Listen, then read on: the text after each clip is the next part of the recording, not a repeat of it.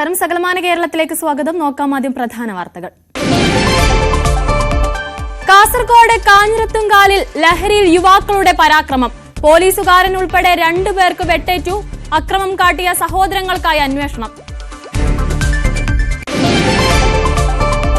നെയ്യാറ്റിൻകരയിൽ ചാടിപ്പോയ പ്രതി പിടിയിൽ. പോലീസിന്റെ കണ്ണു വെട്ടിച്ച കടന്നത് മോഷണക്കേസ് പ്രതി താജുദ്ദീൻ. പിടികൂടിയത് സമീപത്തെ ക്ഷേത്ര പരിസരത്തു നിന്ന്.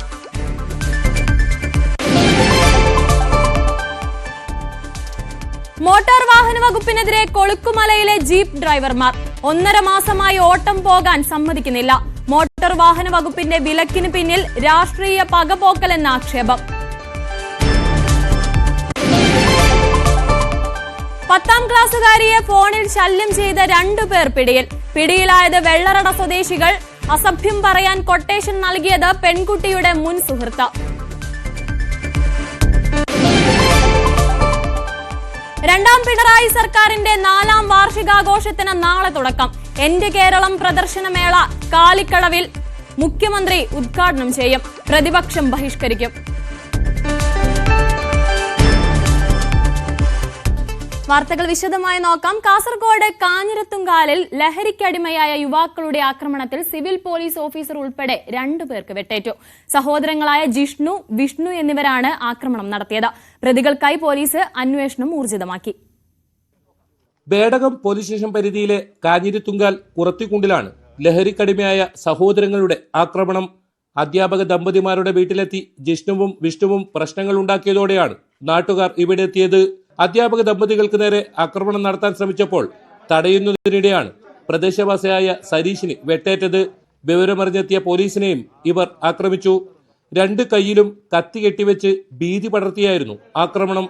പോലീസിനോ നാട്ടുകാർക്കോ ഇവരെ കീഴ്പ്പെടുത്താൻ സാധിച്ചില്ല. തുടർന്ന് ഇരുവരും രക്ഷപ്പെടുകയായിരുന്നു.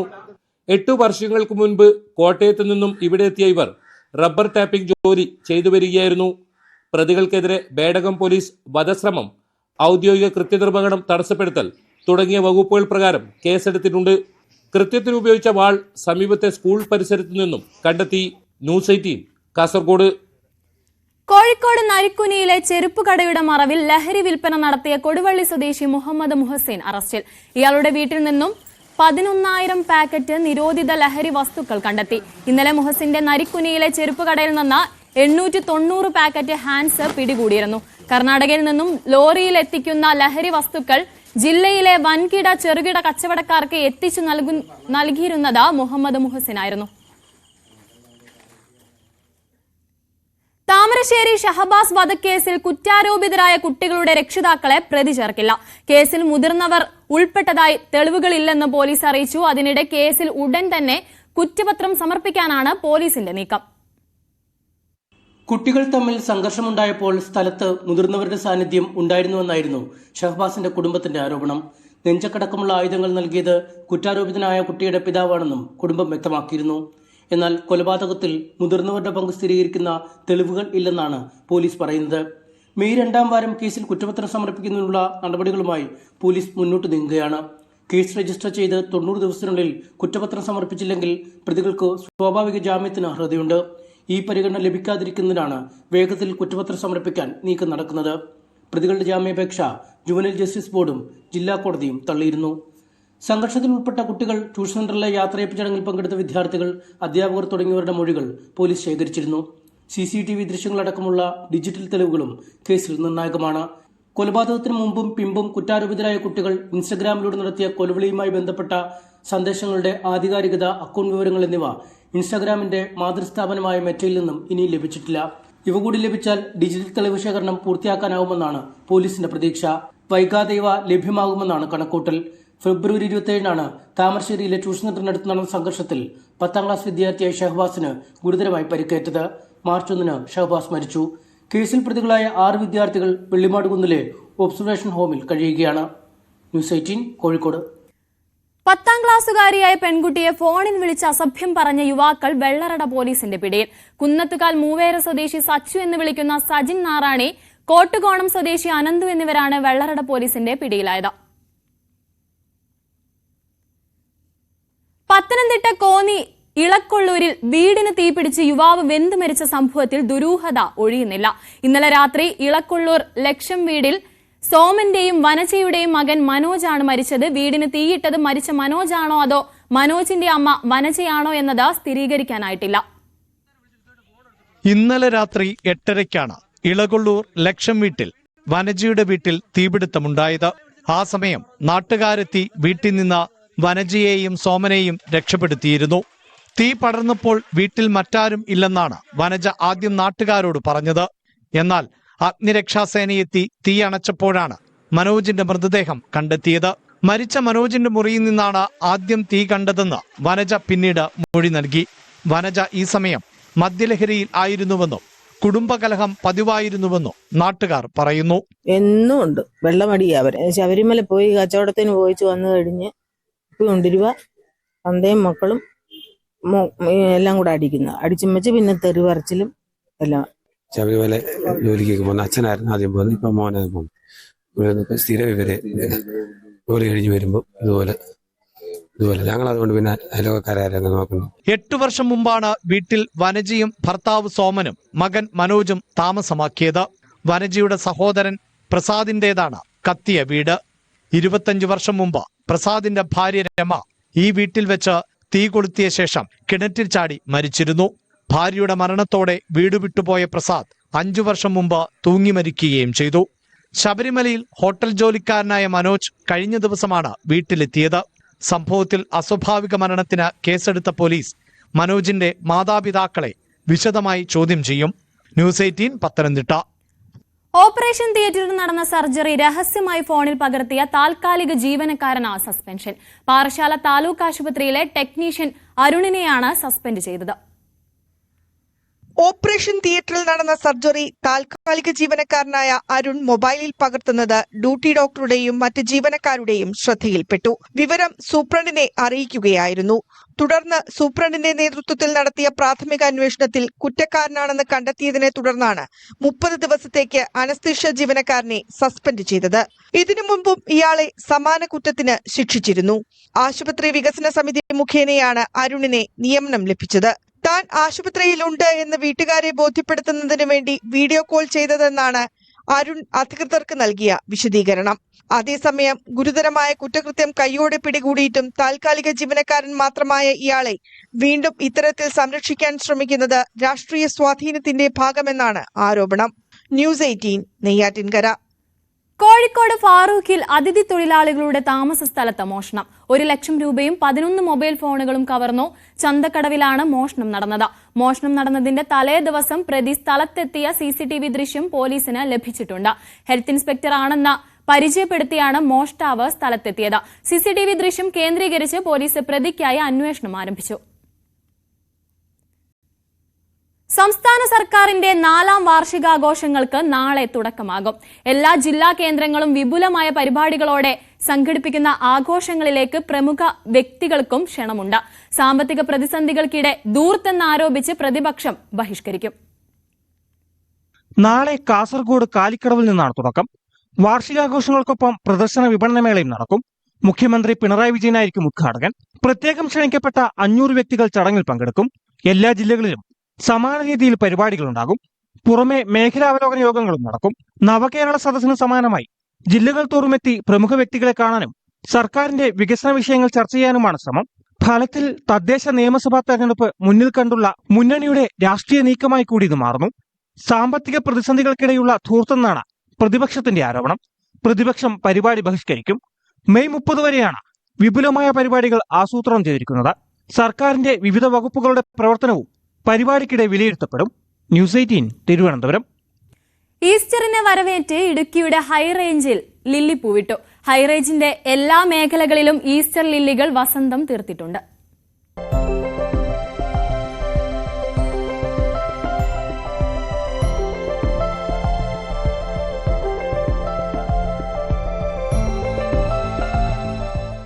ഇടുക്കിയുടെ മലയോരങ്ങളിൽ വസന്തം തീർക്കുകയാണ് ലില്ലികൾ. വിവിധ നിറങ്ങളിലുള്ള പൂക്കളാണ് ഹൈറേഞ്ചിലുള്ളത്. ഏപ്രിൽ മെയ് മാസങ്ങളിലാണ് ലില്ലികൾ പൂവിടുക. വേനൽ മഴയ്ക്ക് ശേഷം ഈസ്റ്റർ ലില്ലി എന്നാണ് വിളിക്കാറ്. ഇക്കുറി ധാരാളമായി പൂവിട്ടിട്ടുണ്ട്. ലില്ലിപ്പൂക്കൾ സഞ്ചാരികൾക്കും കൗതുക കാഴ്ചയാണ്.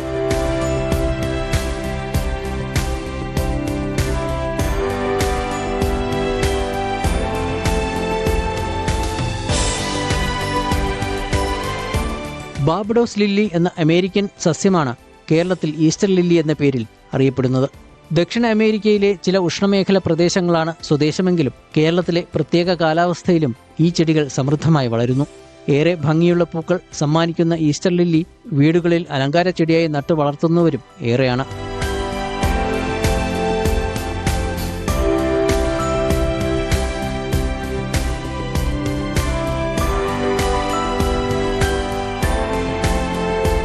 യൂറോപ്യൻ രാജ്യങ്ങളിൽ ചതുപ്പ് സ്ഥലങ്ങളിലും പുഴയോരത്തും കണ്ടുവരുന്ന ഈസ്റ്റർ ലില്ലി തേയില വ്യവസായത്തിനായി ബ്രിട്ടീഷുകാരാണ് മൂന്നാറിലെത്തിച്ചതെന്ന് പറയപ്പെടുന്നു. വെള്ളയും പിങ്കും ഓറഞ്ചും നിറങ്ങളിലുള്ള പൂക്കളാണ് ഹൈറേഞ്ചിലെ വിവിധയിടങ്ങളിൽ വിരിഞ്ഞിട്ടുള്ളത്. ന്യൂസ് 18 മൂന്നാർ. വലിയ പാഠങ്ങൾ പകർന്നു നൽകുന്ന ഒരു കുട്ടി കർഷകനെ പരിചയപ്പെടാം. ഇനി 13-ാം വയസ്സിൽ 10 പശുക്കളെയാണ് മലപ്പുറം വൈലത്തൂരിലെ ബിൻഷാദ് വളർത്തുന്നത്. പശുക്കളെ മേയ്ക്കുന്നതും കറക്കുന്നതുമെല്ലാം ഈ കൊച്ചുമിടുക്കൻ തന്നെയാണ്. ബിൻഷാദിന് കൃഷി ലഹരിയാണ്. വല്യുപ്പയുടെയും ഉപ്പയുടെയും ജീവിതചര്യ കണ്ട് പശു വളർത്തലിനോട് ഇഷ്ടം തുടങ്ങിയതാണ്. 7-ാം വയസ്സിൽ പശുക്കളെ വളർത്താൻ ഒപ്പം കൂടി. രാവിലെ തൊഴുത്തിൽ നിന്നിറക്കി വെള്ളം കൊടുക്കുന്നതും പുറത്ത് മേയാൻ കൊണ്ടുകെട്ടുന്നതുമെല്ലാം ബിൻഷാദാണ്. വൈകിട്ട് പശുക്കളെ കറന്ന് തൊഴുത്തിലാക്കിയ ശേഷമാണ് ഉറക്കം. സങ്കര ഇനത്തിലുള്ള 10 പശുക്കളെ പരിപാലിച്ചും തീറ്റ നൽകിയും മികച്ച ഒരു ക്ഷീരകർഷകനായിരിക്കുകയാണ് ഈ കുഞ്ഞുപ്രായത്തിൽ തന്നെ ബിൻഷാദ്. പശുക്കളുടെ ആരോഗ്യ പരിപാലനത്തെക്കുറിച്ചൊക്കെ നല്ല ബോധ്യമുണ്ട് ഈ 13-കാരന്. ഞാൻ KHMHS വാളക്കുള സ്കൂളിലാണ് പഠിക്കേണ്ടത്. 8-ാം ക്ലാസ്സിലെ വിദ്യാർത്ഥിയാണ്. കുഴപ്പമില്ലാതെ പഠിക്കാനും പറ്റുന്നുണ്ട്. ക്ലാസ്സിൽ 2ാം സ്ഥാനമാണ് എനിക്ക്. ഇതൊക്കെ കൊണ്ടുനടക്കാനും എല്ലാം കൂടി പറ്റുന്നുണ്ട്. എനിക്ക് അല്ല കുഴപ്പമൊന്നും ഞമ്മല്ല. 285 വീടുകളിൽ ബിൻഷാദ് പാൽ കൊടുക്കുന്നുണ്ട്. എല്ലാത്തിൻ്റെയും കണക്ക് ഫോണിലെ ഒരു ആപ്പിൽ സൂക്ഷിക്കും. ഈ ആപ്പിന്റെ പ്രവർത്തനം യൂട്യൂബ് നോക്കി പഠിച്ചതാണ്. കൃഷി മാത്രമല്ല, അതിനൊപ്പം പഠിക്കാനും കളിക്കാനുമൊക്കെ ബിൻഷാദ് സമയം കണ്ടെത്തുന്നുണ്ട്. നിറയെ പശുക്കളുള്ള ഒരു വലിയ ഫാമും കൃഷിയുമൊക്കെയാണ് ബിൻഷാദിന്റെ സ്വപ്നങ്ങൾ. വാളക്കുളം KHMHSS 9-ാം ക്ലാസ് വിദ്യാർത്ഥിയാണ് ബിൻഷാദ്.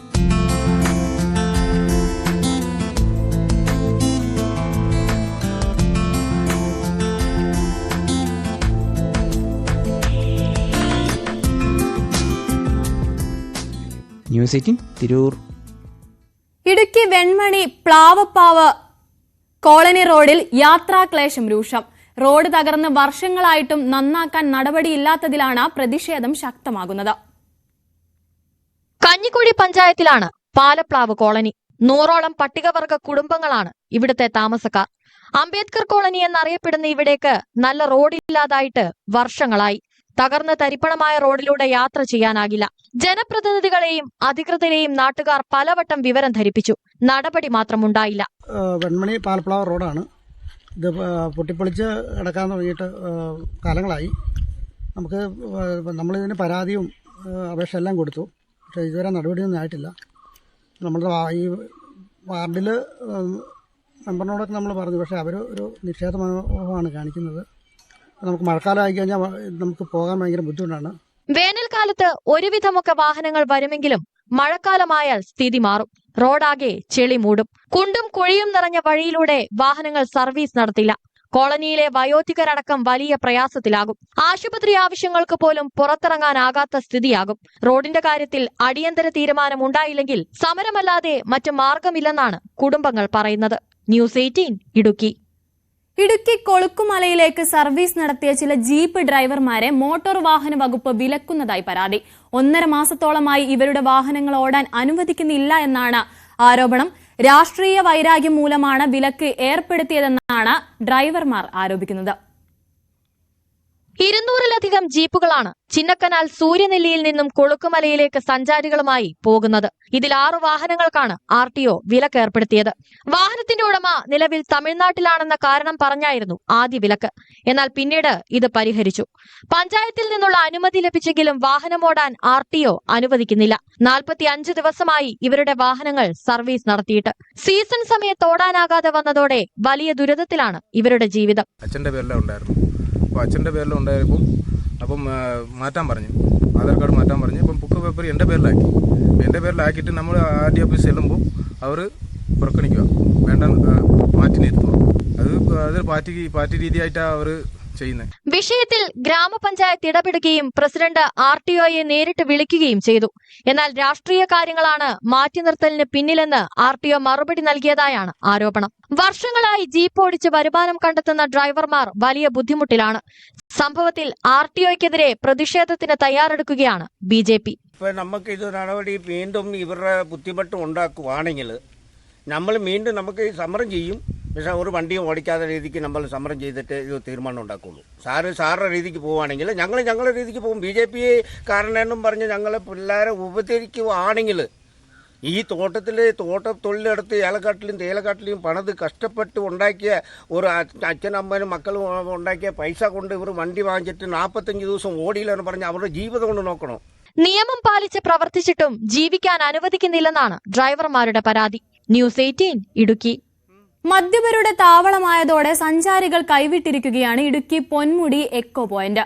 മുൻപ് നിരവധി സഞ്ചാരികൾ എത്തിയിരുന്ന പ്രദേശത്ത് ഇപ്പോൾ നാമമാത്രമായ ആളുകൾ മാത്രമാണ് എത്തുന്നത്. പൊന്മുടി ജലാശയത്തിലെ ബോട്ടിംഗ് ആദ്യം ആരംഭിച്ചത് എക്കോ പോയിന്റിൽ നിന്നായിരുന്നു. പിന്നീട് പൊന്മുടി ഡാം ടൂറിസം പദ്ധതി വന്നതോടെ എക്കോ പോയിന്റ് സംരക്ഷണമില്ലാതെ അനാഥമായി. മനോഹരമായ പ്രദേശം ഇന്ന് മാലിന്യങ്ങൾ കൊണ്ടും മദ്യക്കുപ്പികൾ കൊണ്ടും നിറഞ്ഞു. സാമൂഹ്യ വിരുദ്ധരുടെയും മദ്യപ സംഘങ്ങളുടെയും താവളമാണ് ഇന്നിവിടം.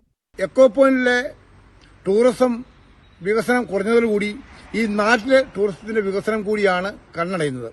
അതുകൊണ്ട് എത്രയും പെട്ടെന്ന് അതിന് ബന്ധപ്പെട്ട ആളുകൾ എക്കോ പോയിന്റിലെ ടൂറിസം നിലനിർത്തുന്നതിനും അതിന് വേണ്ട കാര്യങ്ങൾ ചെയ്യണമെന്നാണ് ഒരു പൊതുപ്രവർത്തനങ്ങളിൽ എനിക്ക് പറയാനുള്ളത്. പൊന്മുടി എക്കോ പോയിന്റ് ടൂറിസം പദ്ധതി നിലച്ചതോടെ മങ്ങലേറ്റത് പ്രാദേശിക ടൂറിസം വികസന സ്വപ്നങ്ങൾ കൂടിയാണ്. ആളൊഴിഞ്ഞ ടൂറിസം മേഖലയുടെ പുനരുദ്ധാരണത്തിന് പദ്ധതി ഒരുക്കണമെന്നാണ് നാട്ടുകാരുടെ ആവശ്യം. ന്യൂസ് 18 ഇടുക്കി. ആത്മരക്ഷയ്ക്കും ജീവൻ രക്ഷാ പ്രവർത്തനങ്ങൾക്കും കുട്ടികളെ സജ്ജരാക്കുക എന്ന ലക്ഷ്യത്തോടെ സൗജന്യ നീന്തൽ പരിശീലനം ആരംഭിച്ചിരിക്കുകയാണ് പാലക്കാട് കപ്പൂർ ജനത ഗ്രന്ഥശാല. ജില്ലാ ട്രോമ കെയറിന്റെ സഹകരണത്തോടെയാണ് കുട്ടികൾക്ക് നീന്തൽ പരിശീലനം നൽകുന്നത്.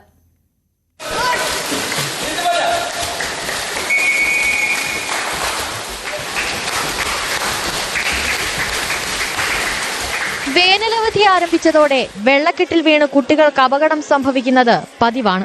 നീന്തൽ വശമില്ലാത്തതാണ് പ്രധാന കാരണം. ജലാശയങ്ങളിലെ അപകട മരണങ്ങൾ ഇല്ലാതാക്കാൻ സൗജന്യ നീന്തൽ പരിശീലനത്തിന് നേതൃത്വം നൽകുകയാണ് കപ്പൂർ ജനത ഗ്രന്ഥശാല പ്രവർത്തകർ. പാലക്കാട് ജില്ലാ ട്രോമ കെയർ അംഗങ്ങളാണ് കുട്ടികൾക്ക് നീന്തൽ പരിശീലനം നൽകുന്നത്. നമ്മുടെ നാട്ടിലെ എല്ലാ കുട്ടികൾക്കും നീന്തൽ അറിയണം. അത് നമ്മളിങ്ങനെ ആഗ്രഹിക്കുകയാണ്. എന്തിനാ? വെക്കേഷൻ കാലയളവിൽ നിങ്ങൾ എപ്പോഴും പത്രം വായിക്കുന്നുണ്ടാവും അല്ലേ? കുട്ടികള് കുളത്തിൽപ്പെട്ടു, പുഴയിൽപ്പെട്ടു അല്ലേ? എത്ര വാർത്തകളാണ് നമ്മളങ്ങനെ കാണുന്നത്. അങ്ങനെ കുഞ്ഞുങ്ങൾ നഷ്ടപ്പെടേണ്ട ഒരു നാടല്ല നമ്മുടെ നാട്. ട്രോമ കെയറിന്റെ 9 പേരാണ് കുട്ടികൾക്ക് ആദ്യ ദിനത്തിൽ പരിശീലനം നൽകിയത്. 40ഓളം കുട്ടികൾ പങ്കെടുത്തു.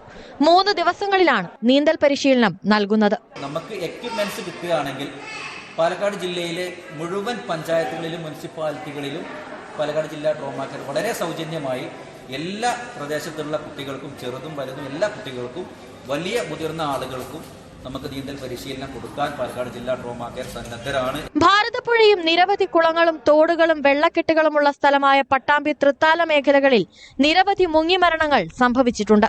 കൂടുതലും കുട്ടികളാണ് അപകടത്തിൽ മരണപ്പെട്ടിട്ടുള്ളത്. പ്രധാനമായും കുട്ടികൾക്ക് നീന്തൽ അറിയാത്തതാണ് മുങ്ങിമരണങ്ങൾ വർദ്ധിക്കാൻ കാരണമായിട്ടുള്ളത്. ഈ സാഹചര്യത്തിലാണ് കപ്പൂർ ജനത ഗ്രന്ഥശാലയുടെ ആഭിമുഖ്യത്തിൽ ഇത്തരത്തിൽ നീന്തൽ പരിശീലനം ആരംഭിച്ചത്. ന്യൂസ് 18 പാലക്കാട്. തിരുവനന്തപുരം അമ്പലമുക്ക് വിനീത വധക്കേസിൽ പ്രതിക്ക് ഏത് തരത്തിലുള്ള ശിക്ഷയാവും ലഭിക്കുക എന്നത് ഉറ്റുനോക്കുകയാണ് സമൂഹം. സ്വർണ്ണാഭരണത്തിനു വേണ്ടി വിനീതയെ അതിക്രൂരമായി കഴുത്തറുത്ത് കൊലപ്പെടുത്തുകയായിരുന്നു. തമിഴ്നാട് സ്വദേശിയായ പ്രതി നേരത്തെയും 3 കൊലപാതകങ്ങളാണ് നടത്തിയിട്ടുള്ളത്. ഓഹരി വിപണിയിൽ പണം നിക്ഷേപിക്കുന്നതിന് വേണ്ടിയായിരുന്നു കൊലപാതകങ്ങളെല്ലാം തന്നെ ചെയ്തിരുന്നത്. കേരള പോലീസ് സമർത്ഥമായ നീക്കത്തിലൂടെയാണ് പ്രതിയെ വലയിലാക്കിയത്. നാളെയാണ് ഈ കേസിലെ വിധി പറയുക. കൊലപാതക ദിവസം രാജേന്ദ്രൻ നടത്തിയ നീക്കങ്ങൾ വേഗത്തിൽ കണ്ടെത്താനായതാണ് പോലീസിന് നേട്ടമായത്. 2022 ഫെബ്രുവരി 2 ഞായർ രാവിലെ 10:20 പ്രതി രാജേന്ദ്രൻ താൻ ജോലി ചെയ്യുന്ന പേരൂർക്കടയിലെ ടീ സ്റ്റാളിലെത്തി പ്രഭാത ഭക്ഷണം കഴിച്ചു. തൊട്ടടുത്തുള്ള തന്റെ താമസ സ്ഥലത്തേക്ക് മടങ്ങിപ്പോകുന്നു. 11:29 രാജേന്ദ്രൻ കറുത്ത പാന്റും വെള്ള ഫുൾ സ്ലീവ് ഷർട്ടും ധരിച്ച് മുഖത്ത് കറുത്ത മാസ്കും തലയിൽ കെട്ടുമായി അമ്പലമുക്ക് ജംഗ്ഷനിൽ നിന്നും മുട്ടട കുറവൻകോണം ഭാഗത്തേക്കുള്ള റോഡിലേക്ക് നടക്കുന്നു. 11:32 കുറവൻകോണം മുട്ടട റോഡുകൾ രണ്ടായി തിരിയുന്ന സാന്ത്വനം ആശുപത്രി ജംഗ്ഷനിലെത്തി കൊല നടന്ന ടാബ്സ് അഗ്രി ക്ലിനിക് അലങ്കാരച്ചെടി വിൽപ്പന സ്ഥിതി ചെയ്യുന്ന കുറവൻകോണം ഭാഗത്തേക്ക് പോകുന്നു.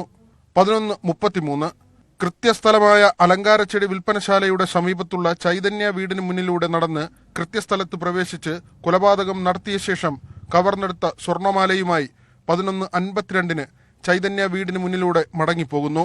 അക്രമം തടയാനുള്ള വിനീതയുടെ ശ്രമത്തിനിടയിൽ രാജേന്ദ്രന്റെ വലത് കൈക്ക് പരിക്കേറ്റിരുന്നു. 11:54 രക്തം പുരണ്ട ഷർട്ടുമായി രാജേന്ദ്രൻ വീണ്ടും സാന്ത്വനം ആശുപത്രി ജംഗ്ഷനിലെത്തി ഓട്ടോറിക്ഷ കൈകാണിച്ച് കയറി മുട്ടട റോഡിലെ കോർപ്പറേഷൻ വക അലപ്പുറം കുളത്തിന് സമീപമിറങ്ങി രക്തം പുരണ്ട ഷർട്ട് കുളത്തിൽ ഉപേക്ഷിച്ച് ഷർട്ടിനടിയിലുണ്ടായിരുന്ന ടീഷർട്ടും ധരിച്ച് മുട്ടട പ്രൈമറി ഹെൽത്ത് സെന്ററിന് സമീപമെത്തുന്നു. 12:06 ഹെൽത്ത് സെന്ററിന് സമീപത്തു നിന്ന് ഒരു സ്കൂട്ടർ യാത്രക്കാരനെ കൈകാണിച്ച് ഇദ്ദേഹത്തോടൊപ്പം സ്കൂട്ടറിന്റെ പിറകിലിരുന്ന് പരുത്തിപ്പാറ ഭാഗത്തേക്ക് സഞ്ചരിക്കുന്നു.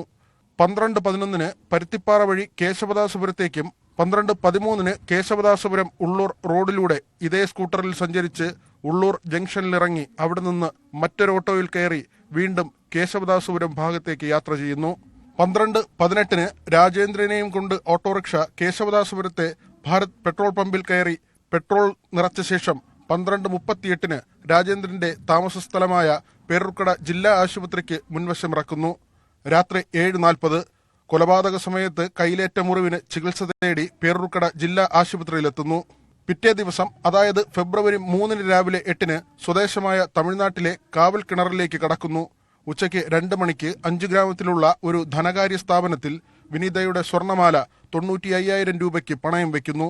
അന്നേ ദിവസം വൈകുന്നേരം 3 മണിക്ക് കാവൽ കിണറിലുള്ള ഇന്ത്യൻ ബാങ്കിന്റെ പെരുങ്കുഴി ബ്രാഞ്ചിലെത്തി ഓൺലൈൻ മാർക്കറ്റിംഗ് കമ്പനിയിലേക്ക് 32,000 രൂപ നിക്ഷേപിക്കുന്നു. 2022 ഫെബ്രുവരി 11 രാവിലെ 10 മണിക്ക് കാവൽ കിണറിലെ സ്വകാര്യ ലോഡ്ജിൽ നിന്ന് രാജേന്ദ്രനെ പേരൂർക്കട പോലീസ് കസ്റ്റഡിയിലെടുക്കുന്നു. പ്രതിക്ക് വേണ്ടിയുള്ള തിരച്ചിൽ നടക്കുന്നതിനിടെ ഒരിക്കൽ കൂടി രാജേന്ദ്രൻ തമിഴ്നാട്ടിൽ നിന്ന് തിരുവനന്തപുരത്തെത്തിയിരുന്നു. പേരൂർക്കടയിലെ ഹോട്ടലിൽ അവശേഷിച്ച തന്റെ മറ്റു വസ്തുക്കൾ എടുക്കുന്നതിന് വേണ്ടിയായിരുന്നു ഈ യാത്ര. ഈ വരവിന് വേണ്ടി കാണിച്ച അമിത ആത്മവിശ്വാസമാണ് പ്രതിയെ വേഗത്തിൽ വലയിലാക്കിയത്.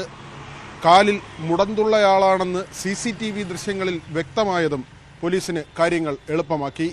VV Vinod, news 18 Thiruvananthapuram. പഴയ മതഗ്രന്ഥങ്ങൾ പുതിയ പുസ്തകങ്ങളാക്കി നൽകുന്ന ഒരാളെ പരിചയപ്പെടാം അടുത്തതായി. കൊട്ടാരക്കര തൃക്കണമംഗൽ സ്വദേശി ജോർജാണ് 30 വർഷമായി ഇതേ ജോലി തന്നെ ചെയ്യുന്നത്. കൊട്ടാരക്കരയിൽ സ്വന്തമായി നടത്തുന്ന കല്ലൂർ പ്രിന്റേഴ്സ് എന്ന സ്ഥാപനത്തിലാണ് പഴയ മതഗ്രന്ഥങ്ങൾ പുതുക്കി നൽകുന്നത്. S വിനീഷ് തയ്യാറാക്കിയ റിപ്പോർട്ട് കാണാം. വേദപുസ്തകങ്ങളുടെ പേപ്പറുകൾ ഇളകിയാലോ ബൈൻഡുകൾ നശിച്ചാലോ ഇടയ്ക്കുള്ള അധ്യായങ്ങൾ ഇളകി മാറിയാലോ ഇനി ആരും വിഷമിക്കേണ്ട. കൃത്യമായി ഓർഡറായിട്ട് ചെയ്തു നൽകുന്ന ഒരാളുണ്ട് കൊല്ലം കൊട്ടാരക്കരയിൽ. അദ്ദേഹം ഇവിടെ ഒരു സ്ഥാപനം നടത്തുന്നുണ്ട്. കല്ലൂർ പ്രിന്റേഴ്സ് എന്നാണ് അതിൻ്റെ പേര്. 30 വർഷമായിട്ട് അദ്ദേഹം ഈ ഒരു മേഖലയിൽ തന്നെ ജോലി ചെയ്യുന്ന ഒരാളാണ്. നമ്മളോടൊപ്പം ചേരുകയാണ്. അതുപോലെ കൊണ്ടുവരുന്ന പഴയ ബൈബിളുകളൊക്കെ ഭംഗിയായി ചെയ്തു കൊടുക്കും. അതിൻ്റെ അരുവൊക്കെ നൂത്തതും കീറിയതും ഒക്കെ ഒട്ടിച്ച് ഇതേപോലെ ബൈബിളാക്കി കൊടുക്കും. ഇതേപോലെ പുതിയ ബൈബിളാക്കി. ശരിക്കും ഇത് എത്ര ദിവസം വേണ്ടി വരും നമ്മുടെ ഈ ഒരു പണി? അപ്പോൾ ഒരു ദിവസമൊക്കെ ചിലപ്പോൾ ഒരു ബൈബിൾ ഒരു ദിവസം 1.5 ദിവസമൊക്കെ വേണ്ടി വരും. പല ബൈബിളുകളും പല അളവിലാണല്ലോ അല്ലേ? അപ്പോൾ ആ അളവൊക്കെ എങ്ങനെയാണ് കറക്റ്റ്? അളവൊക്കെ അത് ആ അളവിനനുസരിച്ചുള്ള കവറിടും. അല്ല പേപ്പറുകൾ അതേപോലെ അളവിനനുസരിച്ചുള്ള പേപ്പറല്ലേ, അതെടുത്ത് എല്ലാം നൂത്ത് ശരിയാക്കി ഇവിടെ കട്ടിങ് ഉണ്ട്. കട്ടിങ് കട്ട് ചെയ്ത് ഇതേപോലെ ആക്കി ഇതേപോലെ മനോഹരമാക്കി ചെയ്ത് ഇതുപോലെ കീറിയ പുസ്തകങ്ങളാണ് കൊണ്ടുവരുന്നത്. മൊത്തം ഇതുപോലുള്ള പുസ്തകങ്ങളാണ് കൊണ്ടുവരുന്നത്. ഇതുപോലെ കണ്ട ഇതേപോലുള്ള പുസ്തകങ്ങളാണ് കൊണ്ടുവരേണ്ട. ഇത് ചെയ്യാൻ കൊണ്ടുവന്ന പുസ്തകമാണ്. ഇതെല്ലാം ഇളവിയിരിക്കുക. ഇതെല്ലാം ഒട്ടിക്കും. ഇതിൻ്റെ സൈഡെല്ലാം ഇളക്കി വേണം കട്ട് ചെയ്യാൻ. അത് വൃത്തിയായിട്ട് ഇങ്ങനെ എടുത്ത് നല്ലോണം വെച്ച് ഒട്ടിച്ച് തേച്ച് അതിൻ്റെ ചുളുക്കൊക്കെ മാറ്റി വേറെ ഇതുപോലുള്ള പുസ്തകം കൊണ്ടുവരുവാണെങ്കിൽ അതിൽ നിന്ന് ഇളക്കി ഇതിനകത്തോട്ട് വെച്ച് കൊടുക്കും. ഈ പേപ്പർ തന്നെ വൃത്തിയാക്കി ചെയ്തു കൊടുക്കും. ഇത് തന്നെ ഈ പുസ്തകം തന്നെ വൃത്തിയാക്കി ചെയ്തു കൊടുക്കും. അതാ പരിപാടി. കണ്ട ഇതുപോലെ കൊണ്ടുവരുന്ന പുസ്തകം ഇതേപോലെ ആക്കി വൃത്തിയാക്കി ചെയ്തു കൊടുക്കും. നമ്മുടെ മറ്റു സ്ഥലങ്ങളിൽ നിന്നൊക്കെ ആൾക്കാർ വരാറുണ്ടോ? ആളുകൾ ഒരുപാട് പേര് വടക്കേ ഇന്ത്യയിൽ നിന്നും ഒക്കെ അയച്ചു തരും. പോസ്റ്റ് ഓഫീസ് വഴി അയച്ചുകൂടെ തരുമ്പോൾ നമ്മൾ അത് ചെയ്ത് തിരിച്ച് ആ പോസ്റ്റ് ഓഫീസിൽ തന്നെ അയച്ചു കൊടുക്കും. മലയാളം മാത്രമല്ല ഏത് ഭാഷയിലുള്ളതും ചെയ്യാൻ പറ്റുമോ? ഏത് ഭാഷയിലും ചെയ്തു, ഏത് പുസ്തകവും ചെയ്യാം. ബൈബിളും എല്ലാം മറ്റ് ചെറിയ ഗ്രന്ഥങ്ങളും എല്ലാം ചെയ്യും. എല്ലാ മതത്തിലുമുള്ള ഒറ്റയ്ക്കാണോ? നേരത്തെ ജോലിക്കാരൊക്കെ ഉണ്ടായിരുന്നു, ഇപ്പം ഒറ്റയ്ക്കാണ്. ഇതാർക്കും വേണമെങ്കിൽ വില കുറച്ച് 500 രൂപയ്ക്കുള്ള പുസ്തകം. പഴയത് പുതുതാക്കിയതാണോ? അല്ലല്ല, പുതിയ പുസ്തകങ്ങൾ, ബൈബിൾ സൊസൈറ്റിയുടെ പുതിയ പുസ്തകങ്ങൾ വില കുറച്ച് വിൽപ്പനയ്ക്ക് എടുത്തുകൊണ്ട് വെച്ചേക്കുക. ഇതെല്ലാം അതേപോലെ കൊടുക്കുക. ചർച്ചിലെ കംപ്ലൈൻ്റ് ഉള്ള ട്രമ്മുകൾ വന്ന് മാറിക്കൊടുക്കും. അതിൻ്റെ പീസുകൾ അതിലൊക്കെ ഇതൊക്കെ അതിൻ്റെ പീസുകൾ 13.6. പിന്നെ തിരുവത്താഴം കൊടുക്കുന്ന പാത്രം അതിൻ്റെ ക്ലാസ്സുകൾ, അത് 35 പാത്രങ്ങൾ, ചെറിയ ട്രമ്മ്, വലിയ ട്രമ്മ്, പിന്നെ സഹോദരിമാർക്കുള്ള ഷാളുകൾ, പിന്നെ കവർ, ബൈബിളിൻ്റെ കവറുകൾ. അത് കഴിഞ്ഞ് തിരുവത്താഴ മേശയ്ക്ക് ഇടുന്നതാണ്ട് എൻ്റെ ഓർമ്മയ്ക്കായി ഇത് ചെയ്യുവീൻ. ഇംഗ്ലീഷും മലയാളവും ഉണ്ട്. പിന്നെ എഴുത്ത് വേണ്ടാത്തവർക്ക് ഇടാനുള്ളതുണ്ട്. പിന്നെ പിള്ളേരുടെയൊക്കെ കുട്ടികൾക്കൊക്കെ ഉപയോഗിക്കാനുള്ളതുണ്ട്. നല്ല ഇങ്ങനെ എല്ലാവിധ ബോർഡുകളും കാര്യങ്ങളും എല്ലാം ഉണ്ട്. അപ്പോൾ ജോർജേട്ടൻ്റെ വിശേഷങ്ങളാണ് നമ്മൾ കാണുന്നത്. നിരവധി പ്രതിസന്ധികൾ ഉണ്ടായിരുന്നു ഇദ്ദേഹത്തിന്. പക്ഷേ 30 വർഷമായിട്ട് പുതിയ വേദപുസ്തകങ്ങളാക്കി ചെയ്ത് കൊടുക്കപ്പെടുന്ന ഒരു ജോലി തന്നെയാണ് ഇന്നും ചെയ്തു പോകുന്നത്. S Vineesh, news 18, Kottarakkara. ഇനി നോക്കാം സ്വർണം വെള്ളി നിരക്കുകൾ. കവിത ഗോൾഡ് ആൻഡ് ഡയമണ്ട്സ് ഇന്നത്തെ സ്വർണം വെള്ളി നിരക്കുകൾ നിങ്ങൾക്കായി സമർപ്പിക്കുന്നത് Kavitha gold and diamonds. Choose your special. സ്വർണം 22 ക്യാരറ്റ് ഗ്രാമിന് 8,945 രൂപ, പവന് 71,560 രൂപ. സ്വർണം 18 ക്യാരറ്റ് ഗ്രാമിന് 7,405 രൂപ, പവന് 59,240 രൂപ. വെള്ളി ഗ്രാമിന് 108 രൂപ, കിലോയ്ക്ക് 1,80,000 രൂപ. കവിത ഗോൾഡ് ആൻഡ് ഡയമണ്ട്സ് ഇന്നത്തെ സ്വർണം വെള്ളി നിരക്കുകൾ നിങ്ങൾക്കായി സമർപ്പിച്ചത് Kavitha gold and diamonds. Choose your special. സകലമാന കേരളം പൂർണ്ണമാകുന്നു. ഇടവേളയ്ക്ക് ശേഷം ഇന്നിപ്പോഴായി രഞ്ജിത്ത് രാമചന്ദ്രൻ ചേരും. നമസ്കാരം.